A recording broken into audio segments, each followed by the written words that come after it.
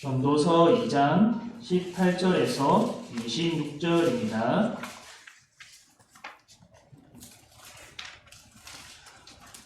구약성경 948쪽에 있습니다.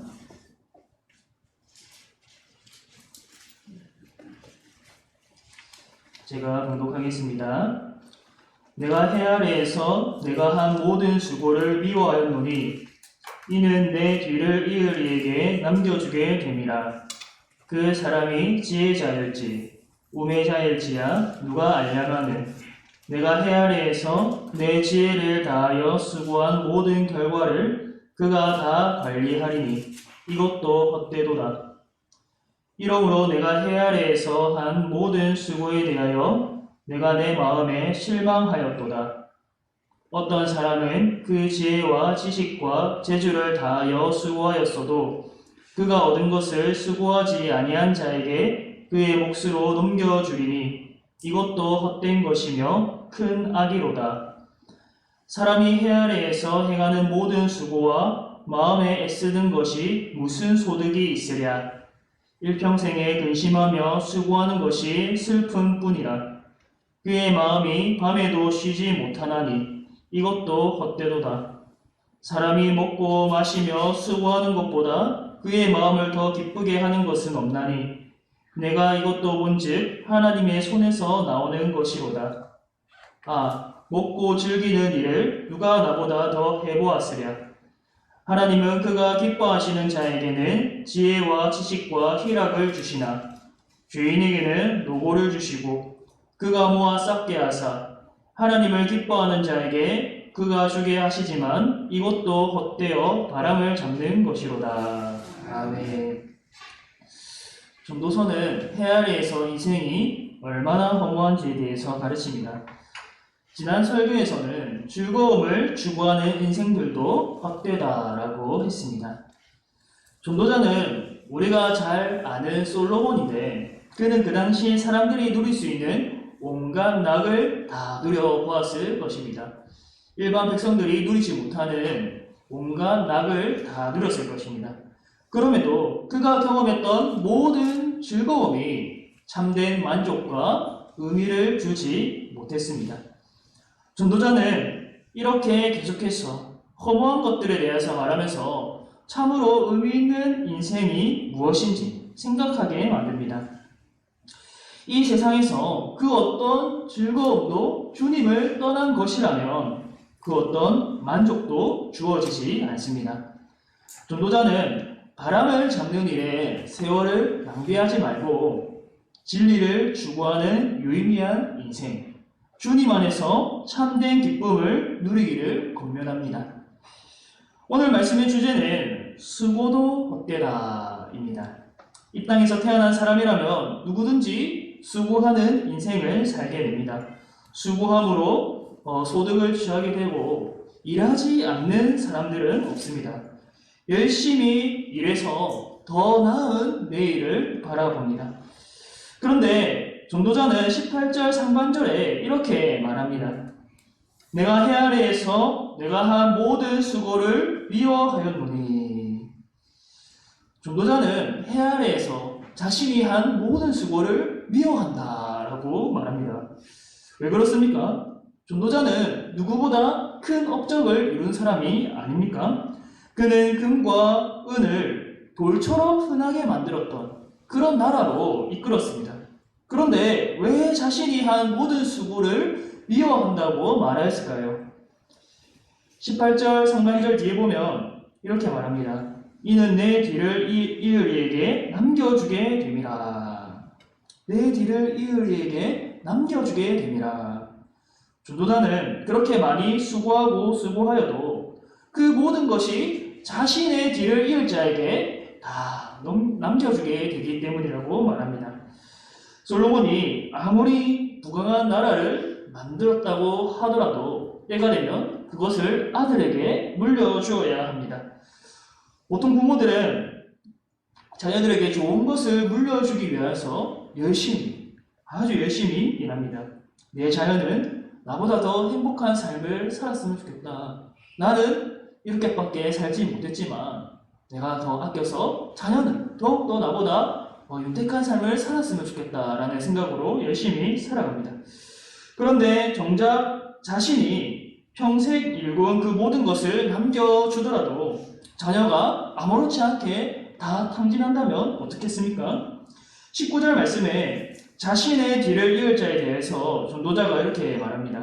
그 사람이 지혜자일지 우매자일지야 누가 알냐마는 내가 해 아래에서 내 지혜를 다하여 수고한 모든 결과를 그가 다 관리하리니 이것도 헛되도다. 솔로몬은 굉장한 지혜자였죠. 엄청난 지혜를 가진 사람이었습니다. 그런데 그 다음에 왕이 될 아들이 지혜자일 수도 있고 우매자일 수도 있습니다. 아무리 지혜자 솔로몬이라고 하더라도 자기 자식을 마법처럼 지혜자로 만들 수는 없었습니다. 여러분, 솔로몬의 다음 왕은 르호보암이었습니다. 솔로몬으로부터 부강한 나라를 물려받으려고 했지만 솔로몬이 우려했던 그 우매자가 바로 르호보암이었습니다. 솔로몬 때에 성전과 왕궁을 건축하는 동안 무려 20년 동안 건축하는 동안 백성들은 고된 노동에 시달렸습니다. 무거운 노동을 감당했습니다. 르호보암이 왕으로 세워지려고 할 시기에 백성들은 이제 이 무거운 멍에를 가볍게 해 주십시오. 아버지 때에 우리가 이렇게 고된 노역을 감당했는데 이제는 좀 더 가볍게 해 주십시오. 그렇게 해준다면 우리가 왕을 섬기겠습니다. 그렇게만 해주면 왕을 잘 섬기겠다고 말했지만 르호보암이 젊은 신하들의 말을 듣고 그 간청을 단칼에 들어주지 않았습니다. 오히려 이전보다 백성들의 멍에를 더 무겁게 하겠다고 합니다. 내 아버지는 가죽 채찍으로 너희를 다스렸지만 나는 정갈 채찍으로 너희를 다스릴 것이다. 결국 이스라엘의 열지파가 르호보암을 왕으로 인정하지 않게 되는 일이 벌어집니다. 물론 이 남과 북이 분열되는 것은 솔로몬의 범죄로 인해서 하나님께서 작정하신 것이지만 르호보암의 어리석음도 그러한 빌미를 제공했습니다. 이러한 일은 솔로몬에게뿐만 아니라 우리에게도 일어날 수 있습니다. 부모가 수고해서 유산을 남겨도 그 많은 재산을 자녀가 방탕하게 사용할 수 있습니다. 얼마든지 우리 주위에 그러한 일이 많습니다.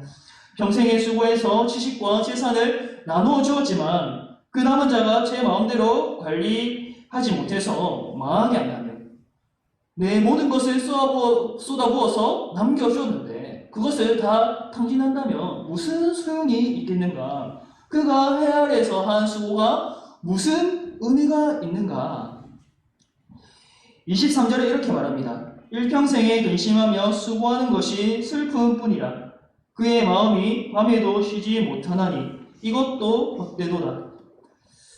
평생에 수고하고 무언가를 모으고 무언가를 남기기 위해서만 일한다면 슬픈 뿐입니다.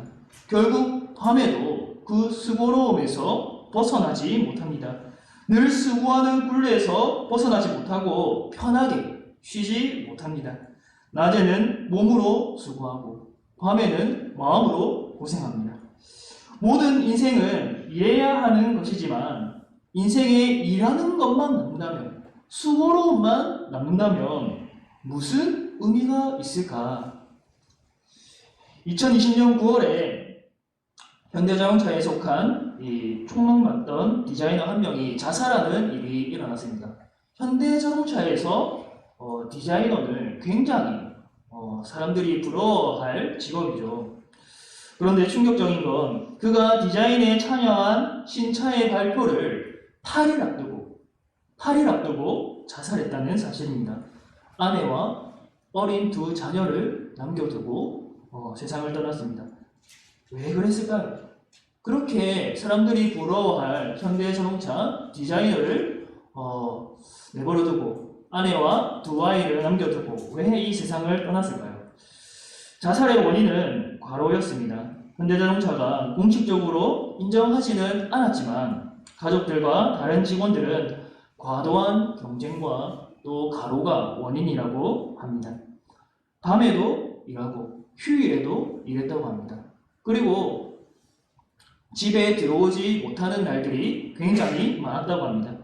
아이가 아빠를 찾아도 집으로 들어가지 못했습니다. 그는 과로에 시달릴 때 아내에게 이렇게 말했습니다. 내가 죽으면 묘비명에 죽어라 일만 하다가 죽었다고 써달라. 결국 신차 발표 8일을 앞두고 스스로 목숨을 끊었습니다.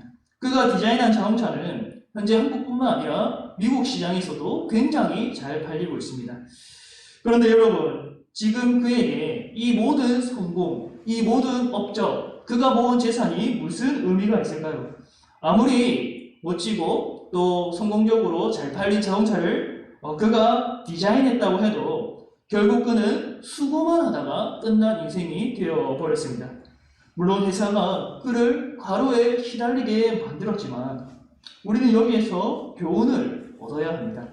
수고하여 업적을 이루는 것 자체에 모든 걸 집중하는 삶은 헛되다, 허무하다. 내가 무언가를 쌓고, 무언가를 남기고, 무언가를 이루어서 어떤 의미를 발견하려고 한다면 거기서 내가 어떤 이 참된 만족을 누리려고 한다면 헛되다라는 사실입니다. 그렇게 수고해서 남기는 것은 기계이지 하나님이 원하시는 삶이 아닙니다. 전도서가 오늘 가르치는 교훈은 24절 말씀입니다. 사람이 먹고 마시며 수고하는 것보다 그의 마음을 더 기쁘게 하는 것은 없나니 내가 이것도 본즉 하나님의 손에서 나오는 것이로다. 전도자는 수고하는 기쁨을 누리라고 합니다. 무언가를 이루기 위해서 수고만 하는 인생이 아니라 수고함으로 얻는 결실을 누리고 먹고 마시며 기쁨을 누리라고 합니다. 전도자는 그것이 하나님의 손에서 나오는 것임을 깨달았다고 합니다. 내가 쟁취하여서 얻은 것이 아니라 하나님이 주신 것이다. 내가 누리라고 주신 것이다 라고 고백합니다. 이 말씀은 자신이 얻은 재물을 흥청망청 사용하라는 말이 아닙니다. 수고하여 얻은 재물을 때에 맞게 잘 사용하라는 말입니다. 때로는 나를 위해서 사용하고, 때로는 가족을 위해서, 때로는 이웃을 위해서 사용하라는 말입니다. 하나님은 자신이 얻은 수고의 결실을 무조건 이웃을 위해서 사용하라고 말씀하시지 않습니다. 하나님이 주신 것들은 본인을 위해서도 잘 사용해야 합니다. 본인도 감사함으로 수고하며 결실을 누리며 기뻐해야 합니다. 그러한 삶이 하나님이 원하시는 삶입니다. 하나님은 우리가 평생 동안 늘 수고만 하고 늘 괴로워만 하는 그런 인생을 원하시지 않습니다. 선하신 하나님께서는 우리가 인생 가운데 수고하되 감사함으로 하고 또 그 받은 결실도 기쁨으로 누리시기를 원하십니다. 하나님은 우리에게 헌신을 요구하시기 이전에 이미 우리에게 많은 것을 주시고 또 우리에게 많은 복을 주셨습니다. 우리에게 수고만 허락하실 뿐 아니라 그 수고로부터 얻게 되는 결실도 누리시기를 원하십니다. 하나님이 선물로 주셨는데 이를 누리지 못하고 쌓아두기만 한다면 하나님이 기뻐하실까요? 그렇지 않습니다. 하나님은 우리가 먹고 마시는 일에도 기쁨으로 누리며 감사하기를 원하십니다. 내가 일을 많이 하여서 재산을 많이 축적하고 또 내가 일을 많이 하여서 아주 높은 직책에 오르게 되는 것만이 그 모든 삶의 의미가 있다면 허무하다라는 것이죠. 일도 열심히 하되 그 일한 것과 더불어서 가족과 있는 시간을 누리고 아내와 있는 시간을 누리고 또 이웃과 함께 또 나눌 줄도 알고 그러한 삶을 살아가라는 것이지요. 평생 일만 하다가 수고만 하다가 그렇게 허무하게 떠나는 것이 아니라 순간순간마다 일상에서 하나님께서 주시는 것들을 기쁨으로 감사함으로 누려라는 말씀입니다. 우리가 먼저 삶의 기쁨을 누릴 때 다른 이웃을 향하여서도 기쁨으로 나누고 섬길 수 있게 됩니다. 사랑하는 성도 여러분, 수고함으로 얻은 결실로 나를 위해서도 사용하고 또 가족들을 위해서도 사용하고 누리시기를 바랍니다. 더 나아가서 교회와 이웃을 위해서도 사용할 수 있기를 바랍니다. 하나님의 손에서 나오는 것을 지혜롭게 잘 누리시기를 바랍니다. 내가 수고하였지만 하나님께서 우리에게 주신 선물입니다. 주신 선물을 감사함으로 받아들이며 여러분의 기쁨이 또 가족과 또 이웃의 기쁨이 더 충만해지기를 주님의 이름으로 축복합니다. 우리 함께 찬